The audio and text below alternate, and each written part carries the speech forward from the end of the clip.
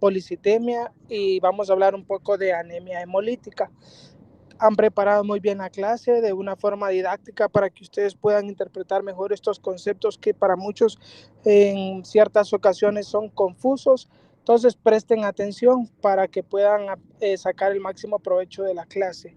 Melanie y Oscar, gracias y pueden empezar la clase cuando ustedes gusten.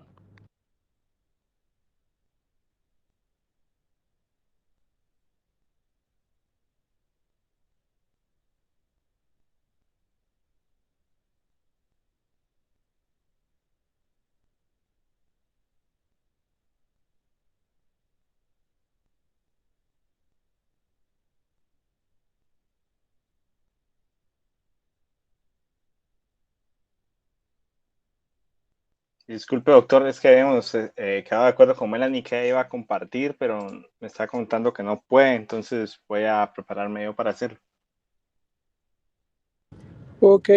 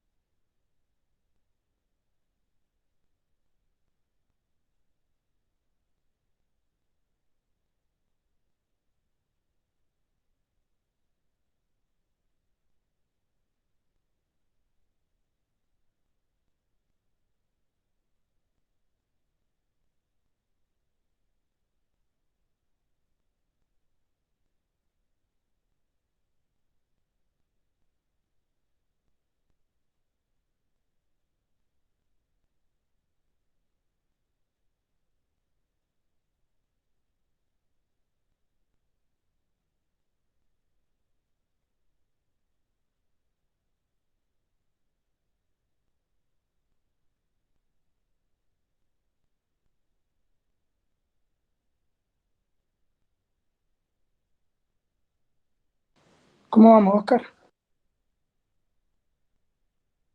Doctor, solo fíjese que necesito acceder con una cuenta que no es la de la universidad, entonces quería ver si me puede permitir entrar, por favor. Creo que por ahí le va a llegar la solicitud.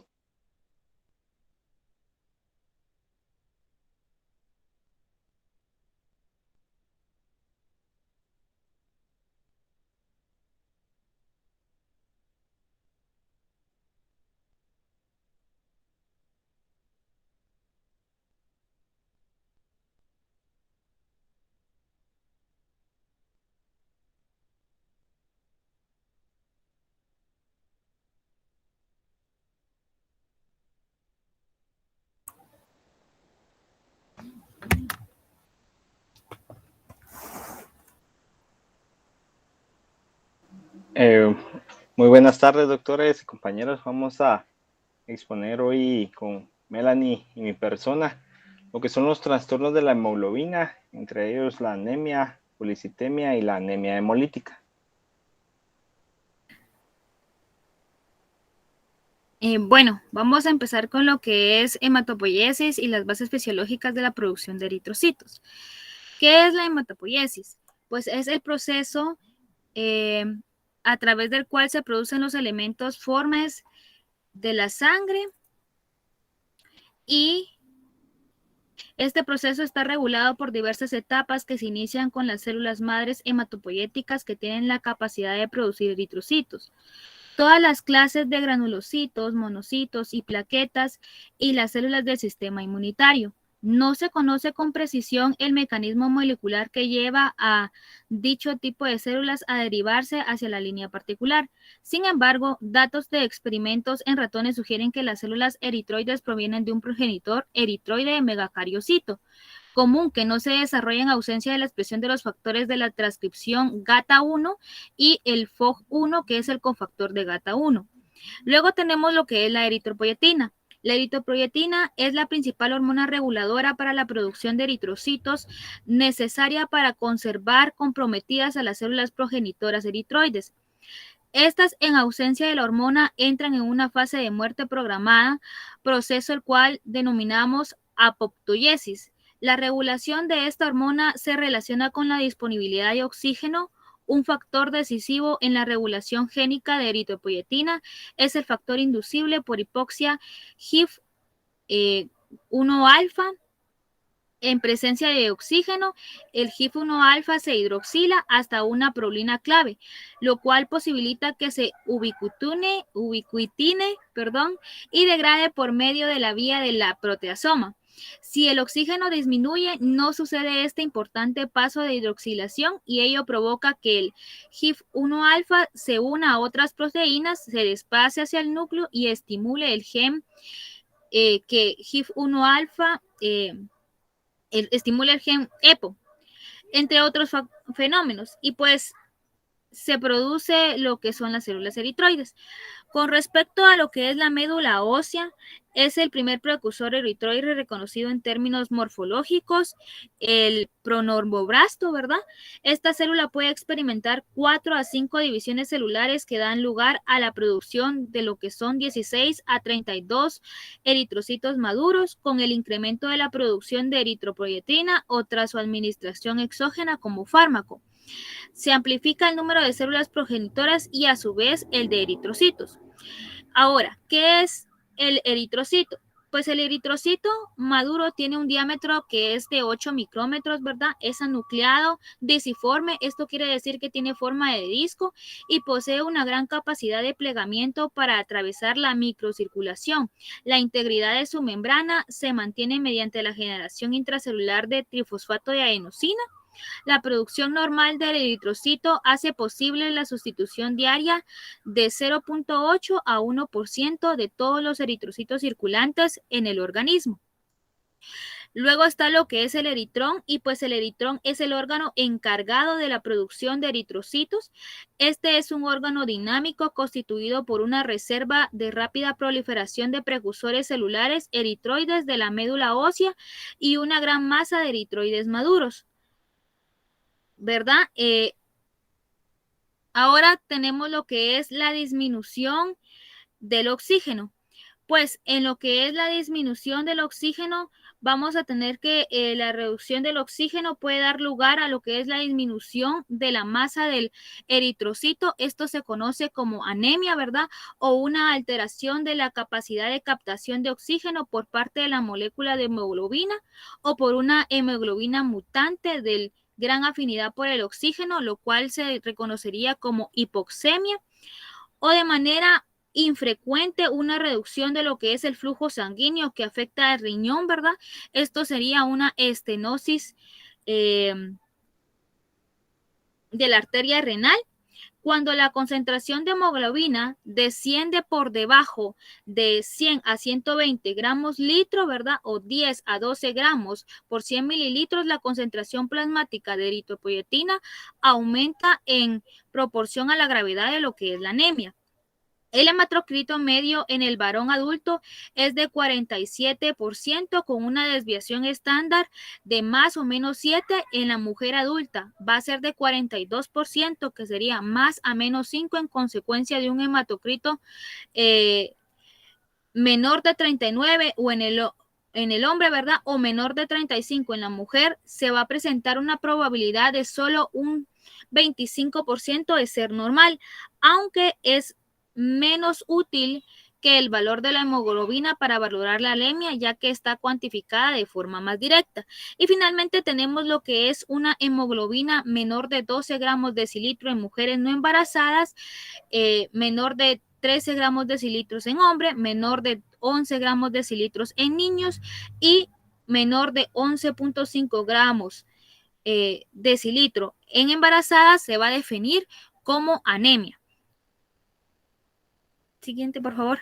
Bueno, en la anemia, ¿verdad? Tenemos los signos y síntomas. Se corrió un poquito esa diapositiva, pero vamos a ver.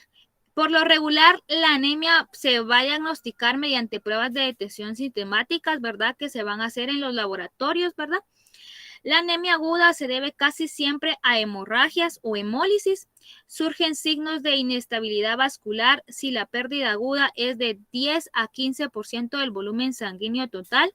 En estos pacientes el problema no es la anemia, sino la hipotensión y la menor perfusión a los órganos.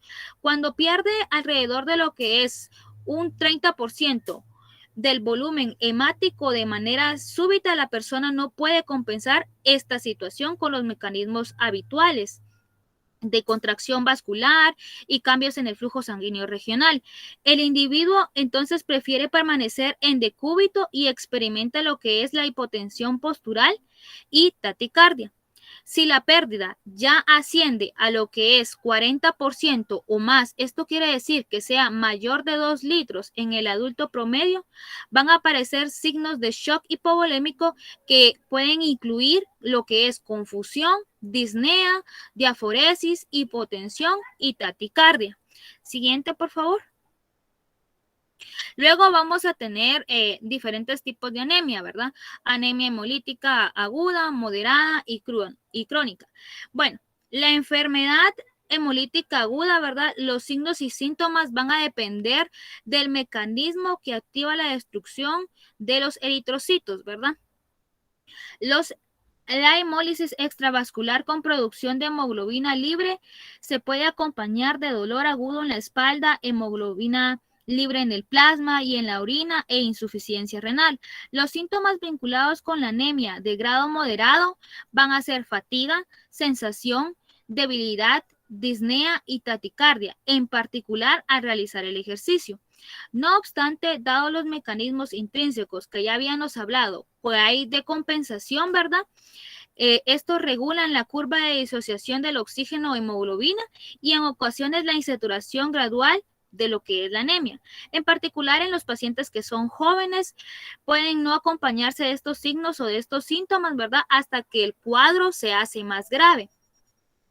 En el cuadro grave o la crónica, como habíamos dicho aquí, la hemoglobina va a ser menor de 70 a 80 gramos el litro o de 7 a 8 gramos por 100 mililitros. Otro mecanismo de protección que vamos a encontrar es el aporte de oxígeno a los órganos vitales. Va a consistir en la derivación de lo que es la sangre desde los órganos, ¿verdad? Que tienen un aporte sanguíneo relativamente abundante, sobre todo lo que es el riñón, el intestino y la piel. ¿Verdad? También en la anemia crónica, como les había mencionado, a los signos que ya mencionamos, se va a agregar lo que es un pulso cardíaco vigoroso, un pulso periférico intenso, un soplo sistólico de flujo y la piel y la mucosa se van a encontrar pálidas, ¿verdad? Esto por lo mismo porque la hemoglobina desciende a más de lo que es 80 o 100 miligramos por litro. Siguiente, por favor. Bueno, luego tenemos lo que son los trastornos que pueden acompañar a la anemia, ¿verdad? Entonces ahí tenemos cuadros de inflamación crónica, ¿verdad? Entonces, por ejemplo, aquí vamos a tener infecciones, ¿verdad? Yo ahí les puse una imagen de artritis reumatoide y también les puse una imagen de lo que es cáncer, que estos son los procesos que pueden acompañar a la inflamación crónica, ¿verdad? Se relacionan con una anemia de lo que es grado leve a moderado. Siguiente, por favor. Mientras que los procesos que son linfoproliferativos, ¿verdad? Como lo que es la leucemia linfocita crónica, que ahí les puse yo una imagen para que miremos la sangre normal y la leucemia que ya tendríamos, como ven, hay muchos linfocitos, ¿verdad?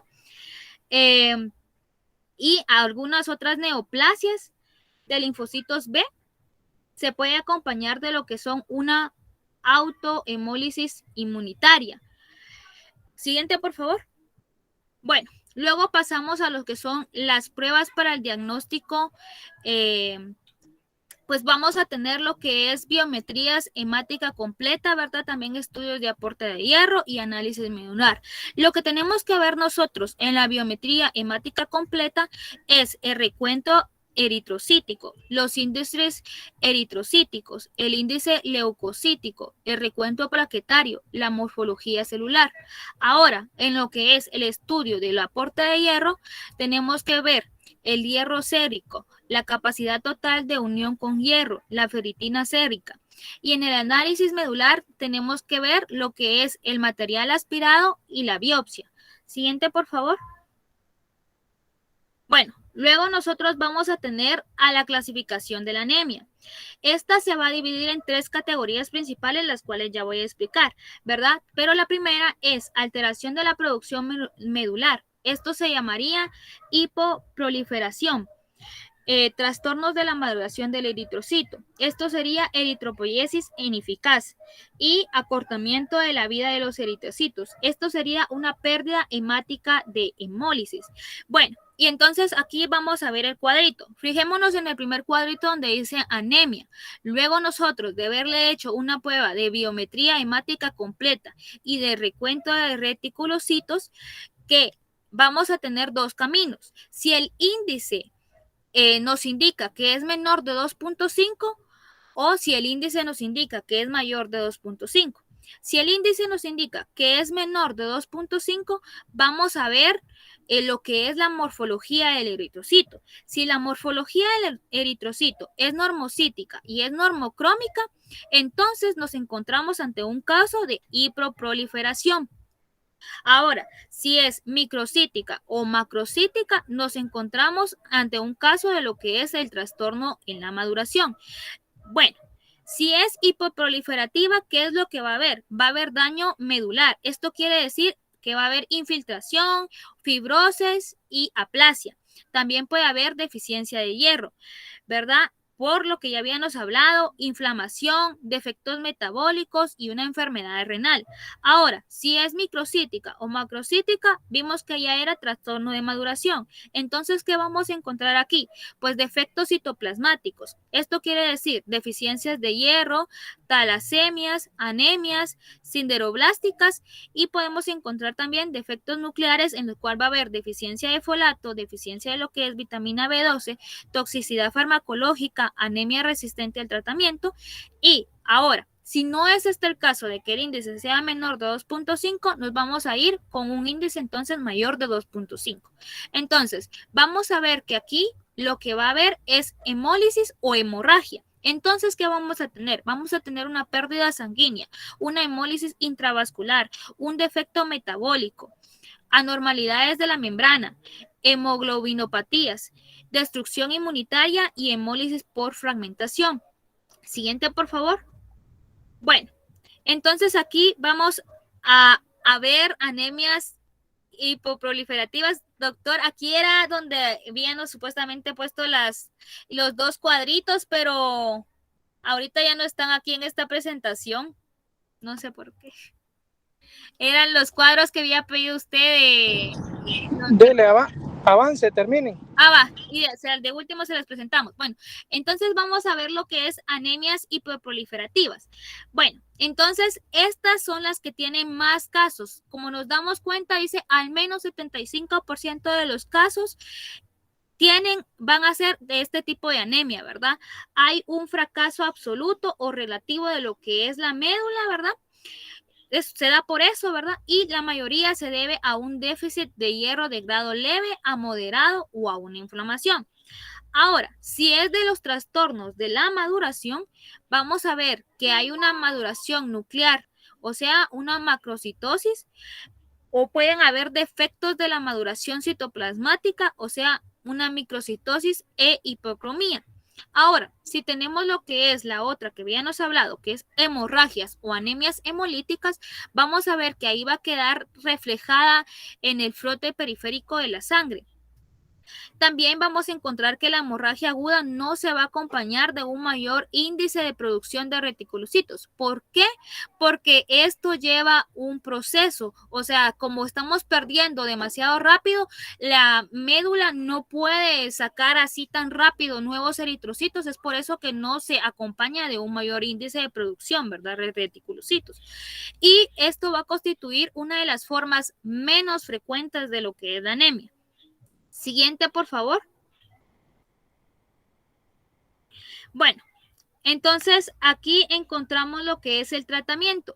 El tratamiento, como ya vimos que hay diferentes tipos de clasificaciones en la anemia, el tratamiento pues depende del tipo de anemia.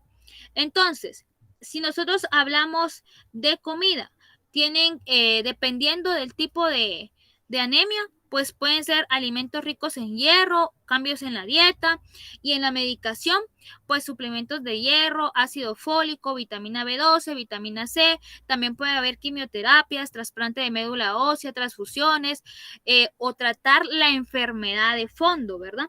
Para darles un ejemplo así más claro de esto, si es por deficiencia, digamos, de una vitamina, como ya sea la C o la vitamina B12, el tratamiento va a incluir suplementos dietéticos y el aumento de estos nutrientes en la dieta. Si el sistema digestivo tiene problemas para absorber la vitamina B12, que todavía era de la otra imagen, pero no se preocupen, los alimentos que se consumen necesitará entonces la persona de que se le inyecte este tipo de vitamina, ¿verdad? Se hace cada 2 días y eventualmente pues se dejará cada 6 meses y ya después una vez al mes y el doctor evaluará si es necesario de que la persona se quede con esto de por vida o si ya no, ¿verdad? Ahora, para darle un ejemplo de lo que es la anemia, pero en enfermedad crónica, igual el tratamiento, ¿verdad? El tratamiento, pues no hay un tratamiento específico para este tipo de anemia. Los médicos se centran en lo que es el tratamiento de la enfermedad de fondo. Si los síntomas se vuelven graves, una transfusión de sangre o inyecciones de una hormona sintética, ¿verdad? Normalmente producida por los riñones, como bien sería la eritropoyetina, puede ayudar a la que es la estimulación de la producción de glóbulos rojos y aliviar la fatiga. Ahora sí, siguiente, por favor. Bueno, ahora vemos lo que es policitemia. Pues esto la vamos a definir como el incremento de la hemoglobina arriba de lo normal, ¿verdad? La concentración de la hemoglobina en hombres se sitúa alrededor de 170 gramos litro y en la mujer de 150 gramos litro. El hematocrito se va a ir a lo que es mayor de 50% en el hombre o 45% en la mujer. La exploración física nos va a revelar una complexión rubicunda. Como vemos ahí en la imagen, vemos una manita normal y vemos la otra mano, ¿verdad? Que se mira muy rojita. La policitemia verdadera, ¿verdad? Presenta prurito al contacto con el agua, ya que existe una policitemia que es falsa, la cual se da por disminución del volumen plasmático, ¿verdad? Algo que se le conoce como síndrome de Geisbach, y su origen puede ser primario o secundario. Ahora, siguiente, por favor. Bueno, ahora vamos a tener lo que es el abordaje diagnóstico.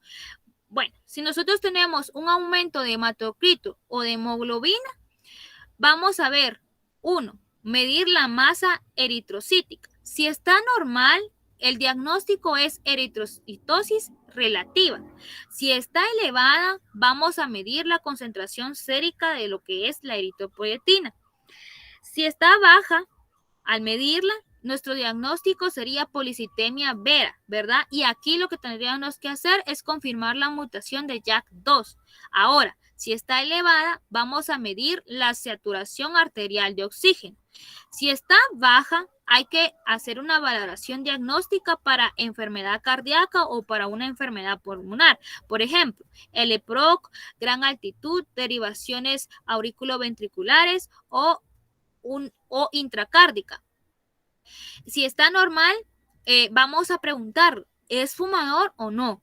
Si no es fumador, vamos a medir la afinidad de la hemoglobina por el oxígeno, ¿verdad? Y si es fumador, vamos a medir la concentración de carboxi hemoglobina. Si está elevada, esto vamos a tener como diagnóstico una policitemia del fumador. Ahora, si está normal, nos vamos a ir de regreso y vamos a medir la afinidad de la hemoglobina por el oxígeno. Si está aumentada, vamos a tener como diagnóstico que es una hemoglobinopatía con afinidad por el oxígeno. Ahora, si está normal, tenemos que buscar un tumor como origen de eritropoyetina, ¿verdad? En ecografía renal, ¿verdad? Que van a ser cáncer o quiste renal. Una tomografía computarizada de cabeza, hemangioma cerebral o de pelvis, ¿verdad? Que sería un leimioma uterino, o el de abdomen, que sería un hepatoma. Siguiente, por favor. Bueno, en el tratamiento tenemos diferentes tratamientos que podrían ser. El primero, flebotomía. Este es un procedimiento para el que se usa una aguja para extraer sangre de una vena, habitualmente para hacer pruebas de laboratorio. También una flebotomía se puede utilizar para remover el exceso de glóbulos rojos de la sangre, que este sería para lo cual nosotros lo estaríamos utilizando, ¿verdad? Como en el caso este. Y también se le puede conocer con el nombre de extracción de sangre o punción venosa. Ahora, una quimioterapia con hidroxiurea. El efecto mielosupresor de la hidroxiurea en bajas dosis es favorable para tratar eritrocitosis secundaria de difícil manejo. Permite disminuir la hemoglobina, el hematocrito, los síntomas por viscosidad sanguínea y evita el riesgo de deficiencia de hierro por flebotomía. Y la terapéutica antitrombótica, esta se hace con el fin de evitar los trombos por lo espesa que se puede poner la sangre. Y con eso concluimos aquí. Gracias. Ahora mis compañeros les va a hablar. Antes de hablar de anemia hemolítica, les voy a compartir el cuadro, el que mencionaba Melanie, que no lo pudimos ver. Solo permítame un segundo.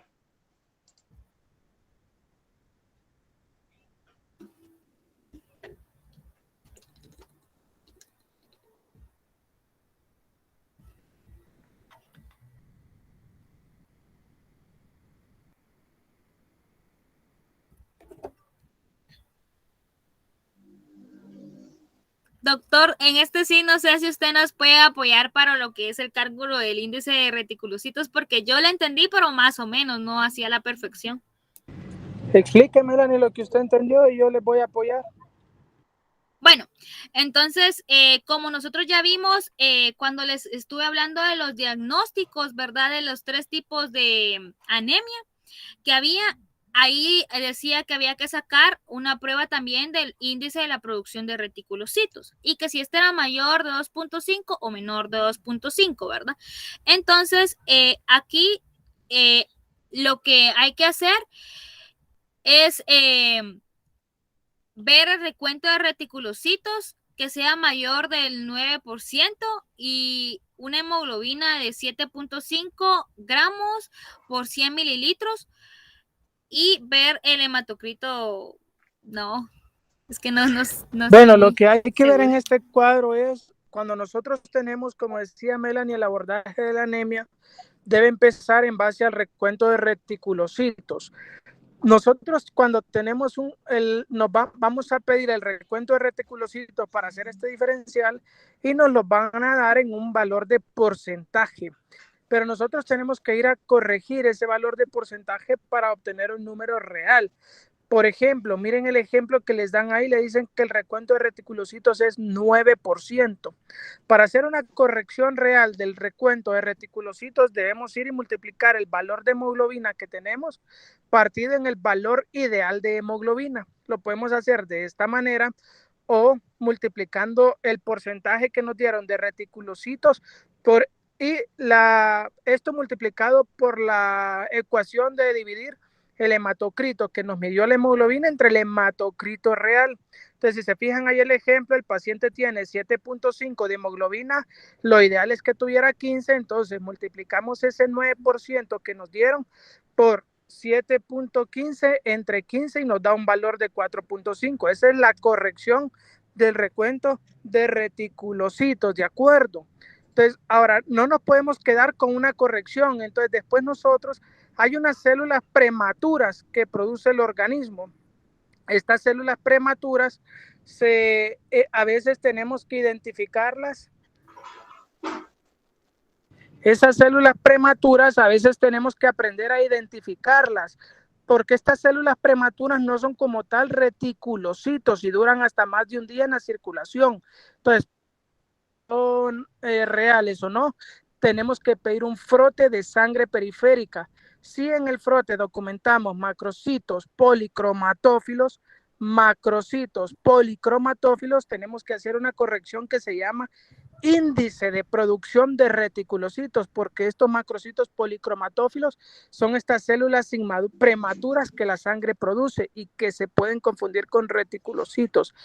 Esta segunda corrección es solo si en el frote tenemos macrocitos policromatófilos y la hacemos multiplicando el porcentaje que nos dieron de reticulocitos siempre entre el valor de multiplicado por el valor de hemoglobina entre el valor real, y en el denominador tenemos que poner, vean esa tabla, si tenemos una hemoglobina de 15, tenemos un índice de producción de 1, una hemoglobina de 11, tenemos un índice de producción de 2 a 2.5, y en el caso de nuestro paciente que tenemos una hemoglobina de 7.5, entonces por eso se puso ese valor de índice de corrección de producción abajo, y este nos va a dar el índice de producción de reticulocitos, eliminando de esta forma estas células precursoras inmaduras que realmente no son reticulocitos. ¿Por qué es importante esto? Porque sepan que cada vez que tengan un porcentaje de reticulocitos deben corregirlo, y si tienen en el frote macrocitos policromatófilos deben hacer una segunda corrección de esta manera. Gracias, jóvenes.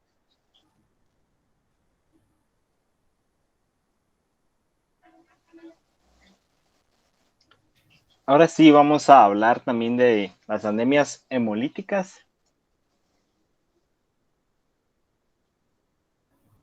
Como bien sabemos, las anemias se clasifican de una forma, la forma lógica y tradicional, que podemos decir que el primer grupo de anemias es en el cual hay una disminución de la producción de eritrocitos.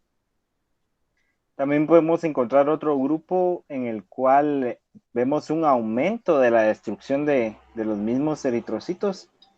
Y otra causa de anemia son las hemorragias agudas. En palabras generales, la anemia es el resultado del consumo excesivo de eritrocitos procedentes de la sangre periférica, mientras que el suministro de células de la médula ósea es normal, aunque algunas veces puede aumentar y vemos lo que llamamos reticulocitos.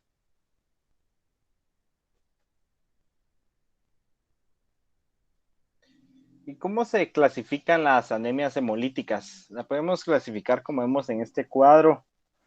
Se clasifican en hereditarias o adquiridas, y dentro de estas clasificaciones también encontramos que pueden ser por defectos intracorpusculares o factores extracorpusculares. En otras palabras, un defecto intracorpuscular es algo que está dentro del mismo organismo, y factores extracorpusculares podremos ver que son factores externos.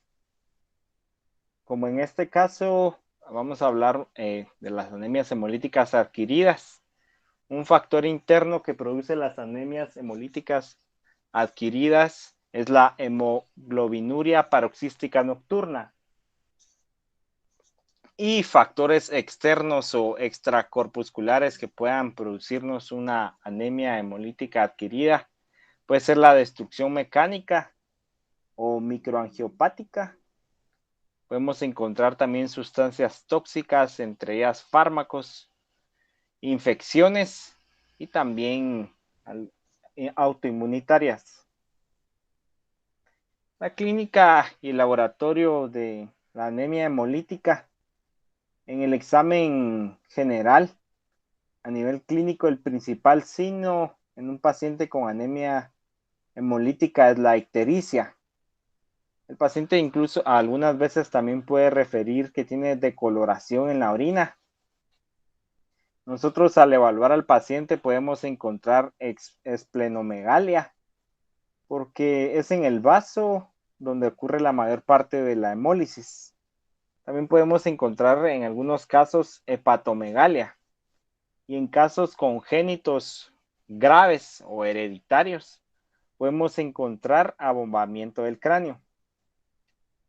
La hemoglobina puede estar normal o gravemente reducida, dependiendo de si la anemia está en un estadio agudo o es algo crónico. Con respecto al volumen corpuscular medio y la hemoglobina corpuscular media, ambas pueden estar aumentados. Los reticulocitos están aumentados porque hay destrucción de las células maduras, en este caso los eritrocitos. Entonces, la médula, en su mecanismo compensatorio, busca mantener la homeostasis. ¿Y cómo lo hace? Produciendo una mayor cantidad de reticulocitos, lo que aumenta su número en el organismo.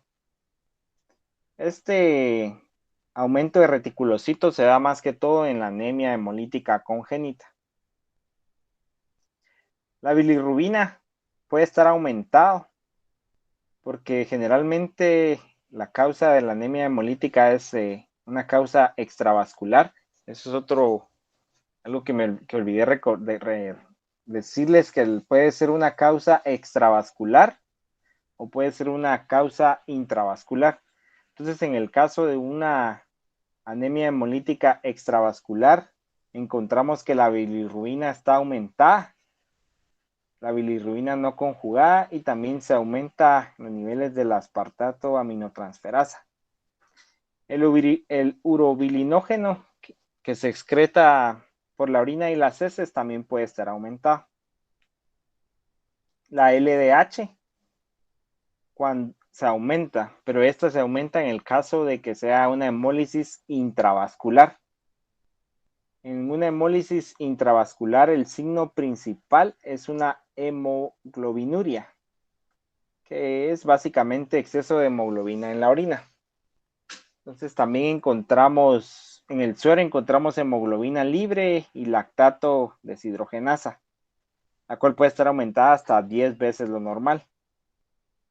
Pero al contrario que la bilirrubina no conjugada, que está alta en la anemia hemolítica extravascular, en la anemia hemolítica intravascular la concentración de la bilirrubina es normal o puede aumentar, pero no a niveles tan altos como en la extravascular. Por último, también hay otra molécula que se llama aptoglobina, la cual está reducida o ausente cuando la hemólisis es intravascular.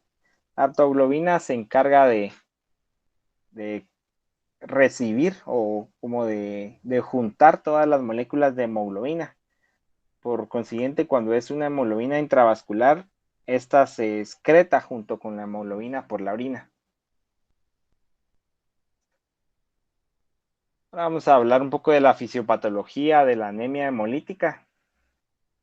En esta, como sabemos, el eritrocito, antes de cumplir su función transportando el oxígeno con ayuda de la hemoglobina, pierde todos sus organelos celulares y su capacidad de biosíntesis. Entonces, en ausencia de ATP, pierde su capacidad de sintetizar proteínas porque también perdió todos sus mitocondrias, entonces ya no tienen ribosomas. Entonces, esto hace que en caso de sufrir algún daño en su estructura, sea incapaz de repararse a sí misma, como lo hacen otras células en el organismo. Y esta insuficiencia metabólica lleva a lesiones en la cual disminuyen los 120 días que tiene de vida normalmente este eritrocito. Y si la velocidad de hemólisis de los eritrocitos sobrepasa la capacidad de la médula ósea para seguir con su producción, el trastorno hemolítico se manifiesta como una anemia hemolítica. Recordemos que podemos tener siempre después de 120 días hay un trastorno hemolítico en el vaso, pero si no hay una capacidad de producir o este trastorno hemolítico es muy alto, se da la anemia hemolítica. En otros casos, el episodio hemolítico dura muy poco tiempo Entonces la persona no presenta consecuencias a largo plazo y puede ser necesario únicamente adquirir más factores eritropoyéticos como el ácido fólico. Ahora bien, si la hemólisis es recurrente o persistente, hay una mayor producción de bilirrubinas, la cual puede generar otro efecto adverso en nuestro paciente, que es la formación de cálculos biliares.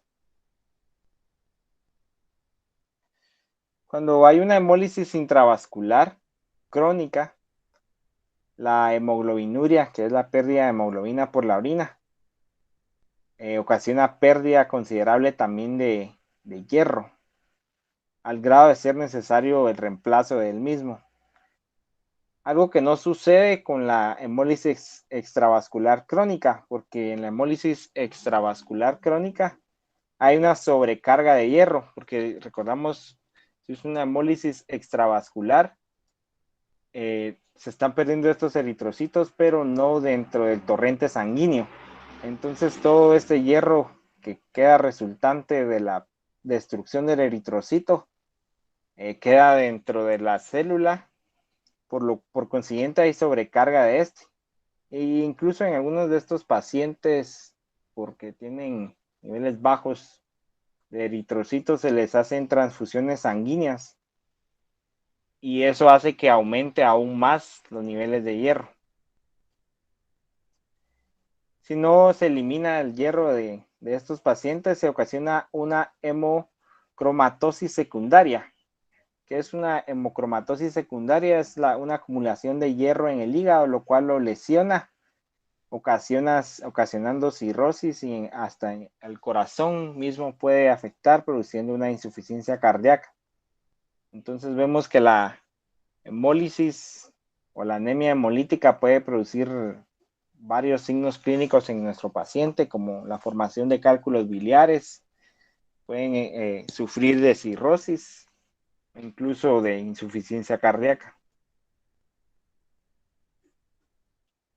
Ahora vamos a hablar de anemia hemolítica adquirida.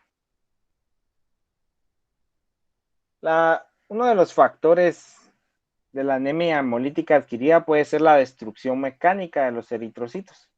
Como recordamos, los eritrocitos tienen una capacidad plástica extraordinaria, la cual les permite pasar a veces a través de capilares más angostos que ellos mismos. Pero como pasan cientos de veces por estos capilares, esto produce desgaste que al final se convierte en una hemólisis intravascular que culmina en una hemoglobinuria. Otra forma de destrucción mecánica de los eritrocitos y por consiguiente anemia hemolítica es la que aparece en pacientes con prótesis valvulares cardíacas, en la cual el roce del torrente sanguíneo luego de la expulsión por el corazón hace que muchos de estos eritrocitos sufran de hemólisis. Otra causa es también, o son también las infecciones, la cual puede ser causada por el paludismo en zonas endémicas o la E. coli o 157H7 que produce la toxina Shiga, pero esta afecta principalmente a los niños.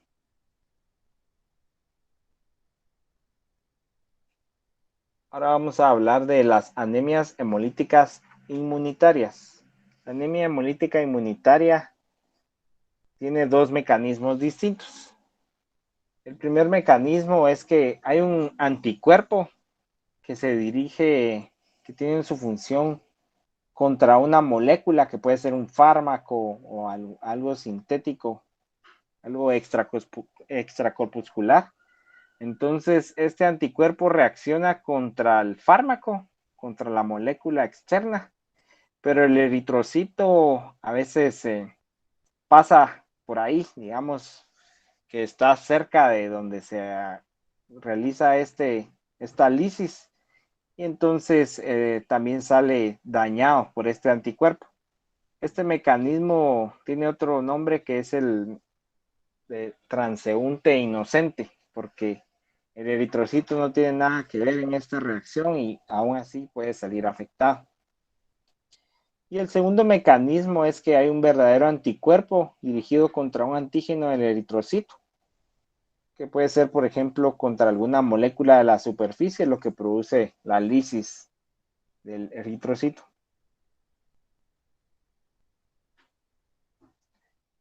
Entonces, la anemia hemolítica autoinmunitaria. Esta es una anemia que puede ser grave, puede tener una mortalidad del 5 al 10%. Sus manifestaciones clínicas o su tría es que hay una concentración de hemoglobina que puede disminuir hasta menos de 4 gramos por 100 mililitros en unos pocos días. Y la constante eliminación de estos eritrocitos produce ictericia, lo cual nos puede llevar a una esplenomegalia, porque si recordamos es en el vaso donde se produce la mayor cantidad de lisis del eritrocito. Entonces estos tres signos, la hemoglobina menor a 4, ictericia y la esplenomegalia, es la tríada que nos permite sospechar de una anemia hemolítica autoinmunitaria. Y en el caso de una hemólisis intravascular, recordándonos que aparece también la hemoglobinuria. Para esta anemia hemolítica autoinmunitaria nos ayuda bastante la prueba de COMS.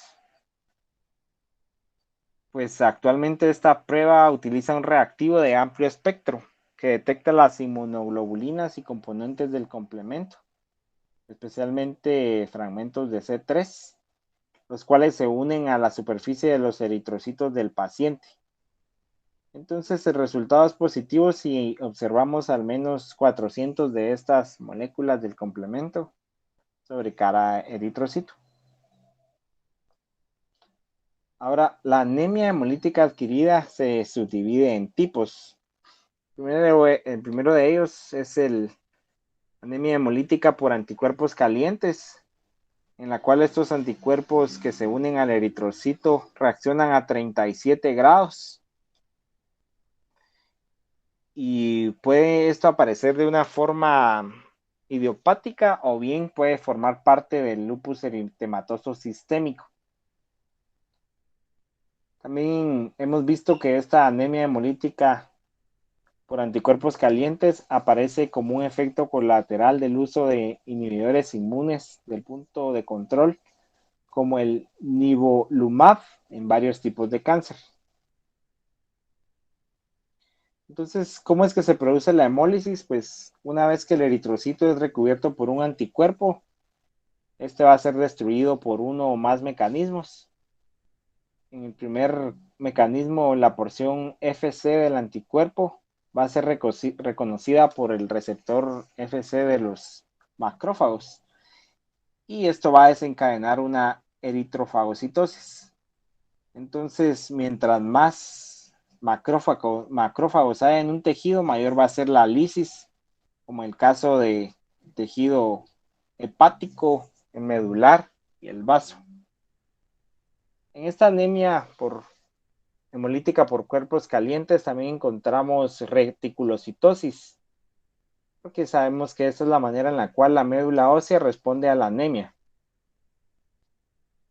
El tratamiento de la anemia hemolítica por anticuerpos calientes, lo primero que tenemos que realizar es una transfusión de eritrocitos, pero a veces hay un problema con esto porque si el anticuerpo de la porción FC que actúa sobre los receptores de los macrófagos no es específico para los eritrocitos del paciente, entonces todos los eritrocitos que pongamos por medio de la transfusión serán destruidos de una forma más rápida que los eritrocitos del paciente.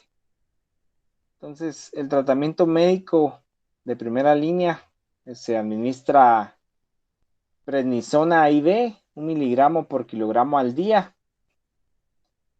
Y actualmente se ha descubierto que también el uso de 100 miligramos por semana, por 4 semanas de rituximab, puede ser de mayor beneficio para el paciente. En aquellos pacientes que no funcione este tratamiento, se puede realizar una esplenectomía, pues recordamos que es el punto donde se realiza la mayor cantidad de hemólisis. Pero no nos podemos olvidar de que al haber una esplenectomía, nuestro paciente puede caer en una septicemia o puede tener el riesgo de producir trombosis. Y en casos muy graves en la cual tampoco lo logramos resolver por medio de una esplenectomía, podemos considerar administrar quimioterapia mieloinmunoablativa, seguida por un rescate con un trasplante de células madres hematopoyéticas. Otro tipo de anemia hemolítica autoinmune es la criohemoglobinuria paroxística. Esta es bastante rara, afecta principalmente a los niños, es desencadenada por una infección viral y se resuelve de forma espontánea. Y esta es lo contrario que la anterior. La otra recordamos que es anticuerpos calientes y esta necesita temperaturas bajas. 4 grados centígrados es la temperatura óptima en la cual estos anticuerpos se unen a los eritrocitos, y lo que pasa acá es que al aumentar la temperatura a 37 grados ocurre hemólisis intravascular y por consiguiente hay hemoglobinuria. El tratamiento recomendado en estos pacientes es una transfusión sanguínea para poder controlar la anemia y evitar estar a temperaturas tan bajas.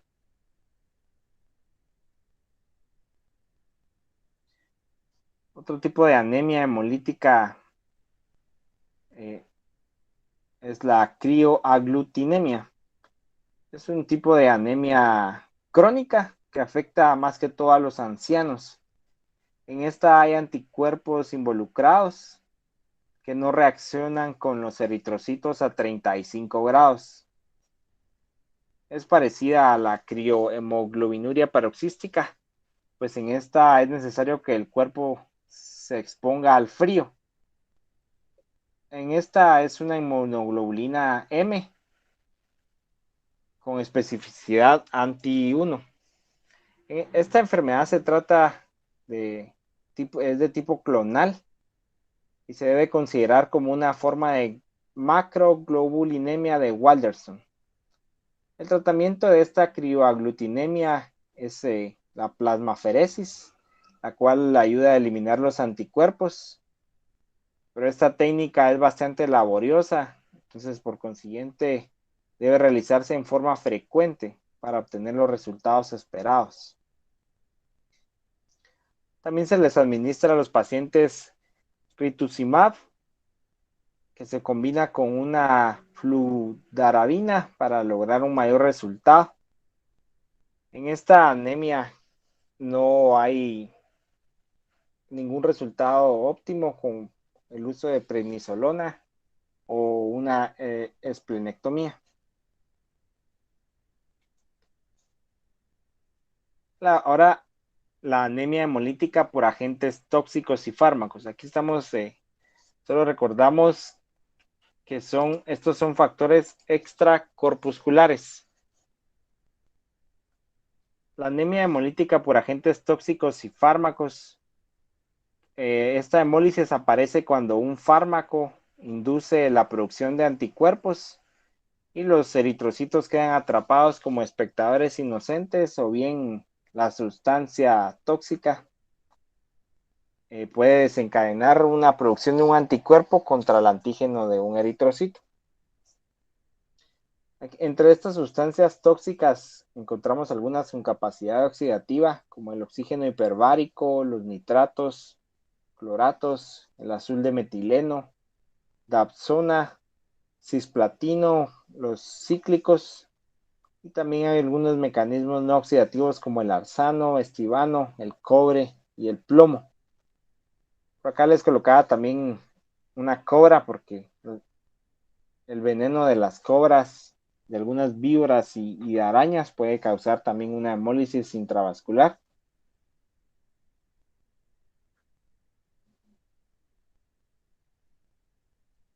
También esta es una de las anemias hemolíticas intracorpusculares, que es la hemoglobinuria paroxística nocturna. Esta hemoglobinuria paroxística nocturna, esta es una anemia crónica que se caracteriza por hemólisis intravascular que persiste con exacerbaciones recurrentes. Además, también encontramos pancitopenia y tendencia a la formación de trombosis venosa. En esta diapositiva les coloqué esta imagen que vemos superior, donde vemos trombosis venosa abdominal en un paciente, o también conocida como el signo de Medusa, por hipertensión portal. Entre las manifestaciones clínicas de la hemoglobinuria paroxística nocturna, el signo más evidente que tiene el paciente es que piensa que ha orinado sangre por la mañana. Por eso les coloco esta imagen que dice mañanas oscuras, atardeceres amarillos, en la cual el paciente en la primera orina que tiene la ve de color casi que cobrizo por la cantidad de hemoglobina que pierde por medio de ella, y conforme van pasando las horas del día, esta va aclarando. La anemia también se acompaña de neutropenia, trombocitopenia o de ambas, lo cual es un signo de insuficiencia medular. También hay ataques recurrentes de dolor abdominal grave, trombosis de las venas abdominales, que es lo que vemos en la imagen superior, la cual se afecta a las venas hepáticas, puede ocasionar hepatomegalia aguda y ascitis. Entonces, aquí vemos otra imagen del signo de cabeza de Medusa por la hipertensión portal, lo cual es parte del síndrome de Budd-Chiari, el cual, cuando no se acompaña de una hepatopatía, nos hace pensar en una hemoglobinuria paroxística nocturna. ¿Y cómo diagnosticamos o qué laboratorios nos pueden ayudar para el diagnóstico de la hemoglobinuria paroxística nocturna? Pues el volumen corpuscular medio muchas veces está elevado debido a la presencia de reticulocitos. Hasta un 20% del volumen está elevado. Pero la anemia puede volverse microcítica porque hay hematuria, porque recordamos que esta es, la mayoría de veces es intravascular. Y eso hace también que disminuyan los niveles de hierro. La anemia muchas veces es normomacrocítica. El volumen corpuscular medio, como les decía, está elevado por la presencia de macrocitos. La bilirrubina no conjugada está leve o moderadamente alta. Y el gol estándar para diagnosticar la hemoglobinuria paroxística nocturna es la citometría de flujo en granulocitos y eritrocitos. ¿Cuál es la fisiopatología de la hemoglobinuria paroxística nocturna? Como les decía, esta es principalmente intravascular y esta se debe a una anormalidad intrínseca de los eritrocitos, lo cual los hace sensibles al complemento activado. Y razón por la cual esta hemólisis se exacerba en el curso de una infección, ya sea viral o bacteriana. Este efecto que se da en este tipo de anemia se debe a la deficiencia de varias proteínas de membrana protectoras, como lo es la CD59, la cual dificulta la inserción de polímeros de C9 en la membrana. Esta C9 es parte del complemento. Entonces, al faltar esta proteína protectora, el complemento o el C9 se une a la membrana del eritrocito y produce la hemólisis. ¿Cuál es el tratamiento? Es el uso de eculizumab, lo cual es un anticuerpo monoclonal humanizado que se une al componente C5 del complemento cerca del sitio que desencadenará la formación del MAC. Entonces, ya que se bloquea este C5, el paciente se libra de la hemólisis intravascular, pero aún puede darse hemólisis extravascular por el fragmento C3 que produce opsonización. Hay un inconveniente con este tratamiento con eculizumab, que es su alto precio. Entonces a los pacientes muchas veces se les da suplementos de ácido fólico, al menos 3 miligramos al día. Con estos pacientes, como también se inactiva la hemólisis intravascular por medio de administración de eculizumab, pero se sigue dando la hemólisis extravascular. Entonces aumentan los niveles de hierro y se deben de medir estos constantemente, y las transfusiones de eritrocitos se deben utilizar cuando sea necesario. Los glucocorticoides están contraindicados y en el caso de un proceso inflamatorio se debe administrar prednisona. Y eso sería todo. Muchas gracias por la atención. Bueno, Oscar, lo primero es que cuando hablamos de la hemoglobinuria paroxística nocturna, lo que realmente sucede es que hay una mutación en el gen PICA o PIGA, gen PICA. Esta mutación es la que predispone a todos los eventos. ¿Cuál es la tríada característica que si nosotros la vemos clínicamente vamos a pensar que existe hemoglobinuria paroxística nocturna?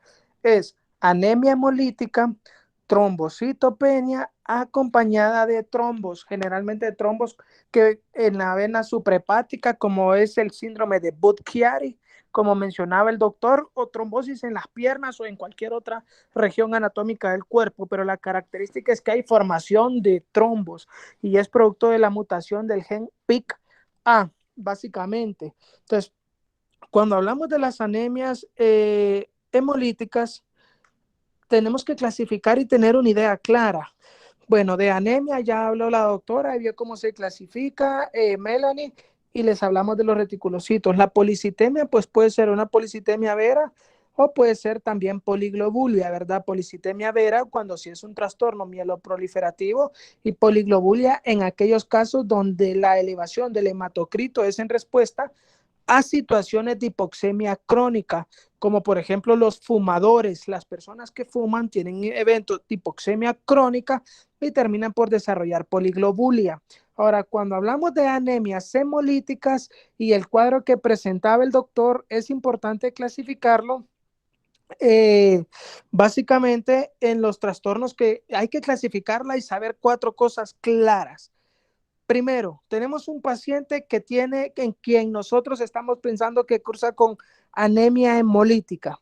Entonces, ¿qué vamos a ver? Vamos a ir a ver si tiene ictericia, la ictericia a expensas de la bilirrubina indirecta. Vamos a ver, lo primero que presentan los pacientes, como su nombre lo dice, es anemia. Luego, si queremos saber si esa anemia es hemolítica o no, vamos a ir a ver. Tiene bilirrubinas elevadas, LDH elevada. Entonces, si tiene LDH elevada y bilirrubinas elevadas a expensas de la indirecta, ya nos obliga más a pensar en el diagnóstico de que sí estamos frente a una anemia de tipo hemolítico. Eso es el primer elemento que tienen que tener claro ustedes, ¿ok? Luego de esto, bueno, yo tengo un paciente en quien sospecho que tengo anemia hemolítica. Pues ya lo distinguí, ya lo relacioné y pienso que puede ser. ¿Cuál es el siguiente paso? Ver, bueno, la anemia hemolítica de mi paciente es una anemia hemolítica de causa hereditaria o es de causa congénita. Entonces, ese es el otro elemento que tenemos que ver. Si quiere, ponga el cuadro igual, Oscar, para que lo podamos ver nuevamente. Entonces, ver si es hereditaria o es congénita, o adquirida. Entonces, ¿nació con este defecto o lo adquirió? ¿Por qué? Ya vieron ustedes a lo largo de la clase del doctor que hay trastornos enzimáticos de hemoglobinopatías o incluso trastornos de membrana con los que las personas nacen. Pero hay factores adquiridos, como por ejemplo, ya dijo el doctor, infección, una mordedura de una serpiente, todo esto. Entonces, por eso lo primero es saber, bueno, ¿este la adquirió o nació con ella? Segundo, ¿cómo es la anemia hemolítica de mi paciente? ¿Es crónica o es aguda? Entonces, ese es el siguiente elemento. Primero, ya sabemos que es anemia hemolítica. Primero que hay que hacer es adquirida o congénita. Segundo, ¿es aguda o es crónica? El tercer elemento en la evaluación que es importante determinar, como pueden ir viendo acá, es si se trata de anemia hemolítica intravascular o anemia hemolítica extravascular. Eso es bien importante, saber si es la destrucción de los eritrocitos se da al interior del vaso sanguíneo o se da fuera del vaso sanguíneo. ¿Cómo los podemos diferenciar de alguna manera? Bueno, la orina principalmente cuando es una destrucción al interior del vaso sanguíneo o intravascular, la orina es rosa, hay oxihemoglobina. Cuando es extravascular, la orina es de color como café pardo, es una orina oxidada, ¿de acuerdo? Cuando la anemia hemolítica es al interior del vaso sanguíneo, hay una disminución de la aptoglobina. Entonces, tenemos que ir a medir aptoglobina para saberlo. ¿Por qué hay un descenso? Porque estos eritrocitos que se destruyeron al interior del vaso sanguíneo tienen una alta afinidad. Esta hemoglobina libre tiene una alta afinidad a la aptoglobina y nos va a descender sus niveles por abajo de 25. Y luego tenemos hemoglobinuria y hemosideruria en la orina. Entonces, si queremos saber a ciencia cierta, el diagnóstico es midiendo aptoglobina, hemoglobinuria y hemosideruria. Entonces, estos tres elementos nos dicen si es intravascular o extravascular. Una vez que las hemos clasificado dentro de intravascular y extravascular, ¿qué nos puede dar intravascular una anemia hemolítica? Bueno, tenemos la anemia microangiopática, las transfusiones, procesos infecciosos, las hemoglobinopatías como la que mencionaba el doctor, la hemoglobinuria paroxística nocturna.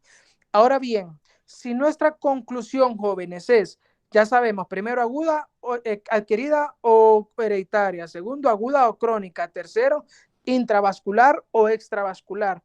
Si la destrucción de mi eritrocito es extravascular, nosotros tenemos que diferenciar dos cosas importantes. Se debe a defectos intrínsecos del eritrocito, como los que pone el doctor acá, o se debe a factores extrínsecos o externos o ajenos al eritrocito. Entonces, ¿cuáles son aquellos que son intrínsecos o que son propios al eritrocito? Bueno, ahí los tiene el doctor. Las hemoglobinopatías, por ejemplo, un paciente que tenga anemia de células falciformes o que tenga una talasemia, eso es innato al eritrocito y por eso se destruye el eritrocito. Entonces, por eso es intrínseco o intracorpuscular, porque es propio del eritrocito. ¿Qué otra causa tenemos? Bueno, ahí lo pone el doctor, defectos enzimáticos. ¿Cuál es el defecto enzimático más común? Aquellos pacientes que carecen de la glucosa 6-fosfato deshidrogenasa. Glucosa 6-fosfato deshidrogenasa. Estos pacientes que carecen de glucosa 6-fosfato deshidrogenasa son aquellos que hacen anemia hemolítica cuando le damos fármacos. Ojo, ¿qué fármacos? La Dapsona es el principal fármaco que produce anemia hemolítica por defecto enzimático, pero también existe la nitrofurantoína, miren, que es un fármaco común que usamos para tratar infecciones del tracto urinario. Las sulfamidas también, ¿verdad? Y sobre todo la idea de que la nitrofurantoína se manifiesta así. O piruvato quinasa, los que carecen de piruvato quinasa, esos son dos efectos enzimáticos que son propios del eritrocito y que por eso se destruyen, no dependen de nada, el eritrocito tiene ya ese efecto enzimático, por eso son intracorpusculares. Y por último, defectos de membrana o del citoesqueleto, como cuáles, por ejemplo, aquellas membranopatías como los pacientes con esferocitosis hereditaria, eliptocitosis hereditaria o anemia de células falciformes. Así es como lo van clasificando. Y una causa adquirida pero que es intrínseca, es por ejemplo la hemoglobinuria paroxística nocturna, como dice el doctor. ¿Por qué es intrínseca o propia al eritrocito? Porque tiene mutaciones o defectos en el gen PIK-A, pero no se hace manifiesto a lo largo de la vida. Generalmente hay factores desencadenantes, por eso es adquirida. Y luego tenemos todos los factores extracorpusculares o aquellos factores que no dependen propiamente o no son intrínsecos al eritrocito. ¿Cuáles son? Las enfermedades hepáticas, enfermedades del vaso, mordeduras, agentes tóxicos, mordedura de araña, mordedura de algunas serpientes, como puso el doctor ahí. Hereditarias, ¿cuáles? El síndrome hemolítico urémico familiar o atípico, que ahora se llama mediado por complemento. Ya hemos hablado con algunos de sus compañeros de esto.